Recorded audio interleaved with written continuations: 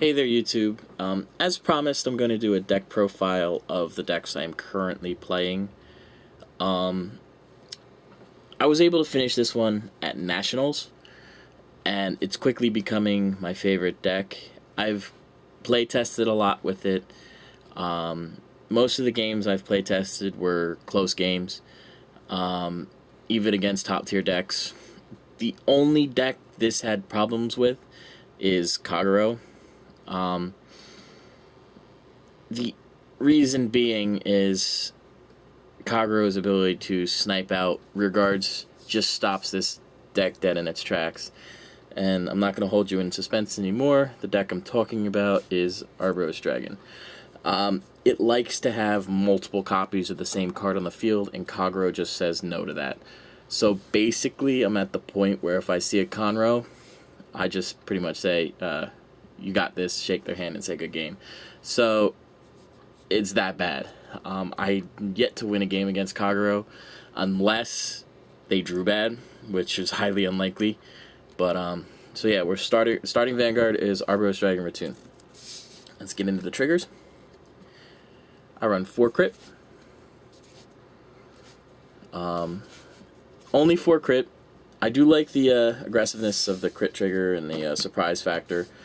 But the effect of Sephiroth says you gain 3,000.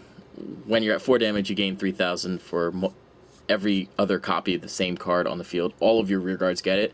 So by having multiple copies of the same card, you get 3,000 to that card. So in order to help sustain my hand, to replenish my field if stuff gets taken out, I run 8 draw.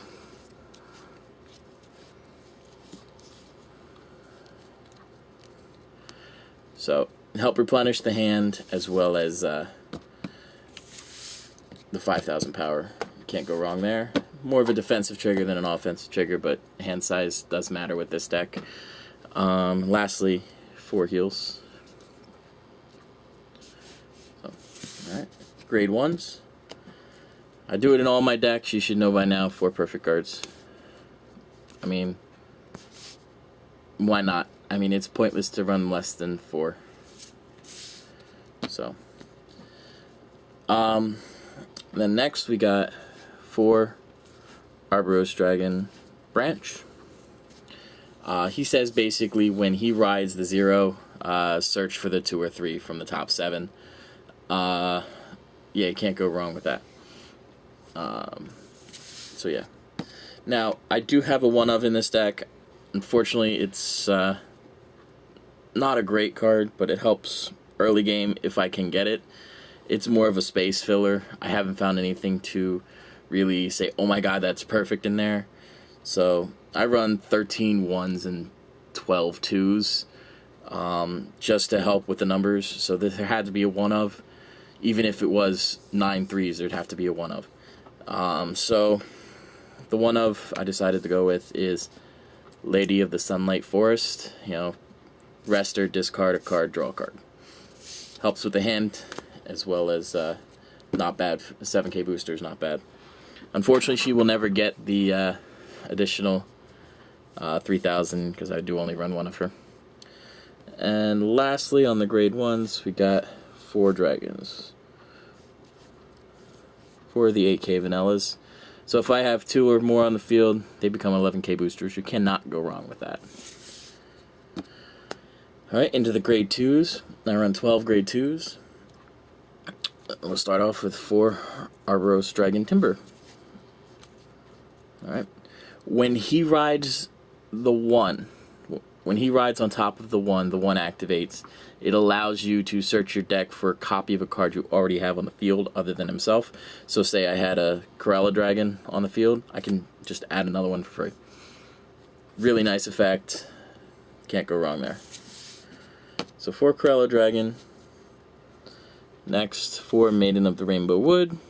This deck doesn't counterblast at all.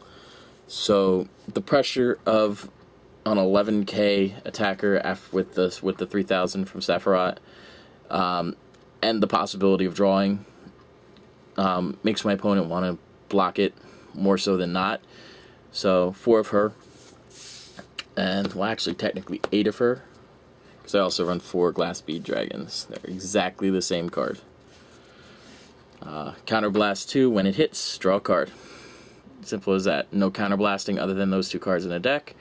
So, yeah, it puts pressure on, because if they want to let me draw, they don't want to let me draw, they'll guard it.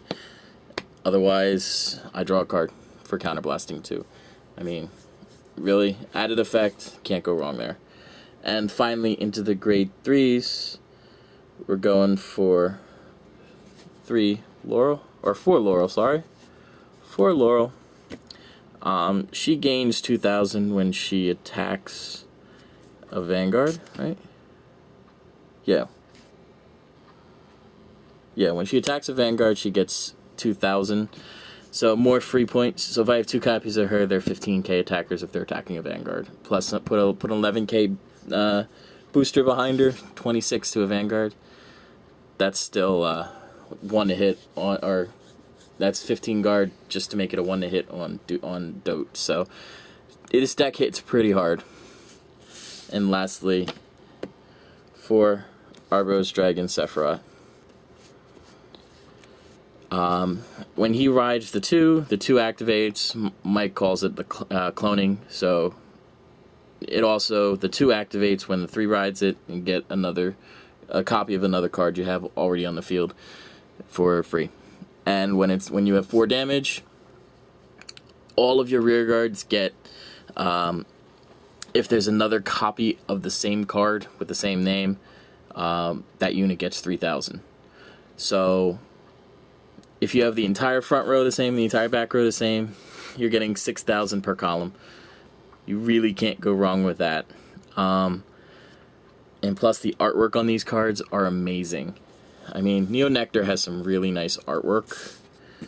I have played the Cecilia. Cecilia looks awesome as well. I think the Musketeers are just a tad bit more consistent than Sephiroth. However, they are not as fun. And plus, both the artworks looks cool. I know I've said that, but the artwork looks badass. Sephiroth's just more fun to play, and I think is more tournament worthy than Cecilia at the moment. But yeah, so that's the Arbros Dragon deck, guys. Please tell me what you think. If you want to make any suggestions, I'm always open to suggestions. Please like, comment, subscribe if you wish. I will try to keep the content coming, guys. Alright? So until next time, I think I'll do my MLB deck later this week. So keep an eye out for that. Until next time, guys. Thanks for watching. Bye.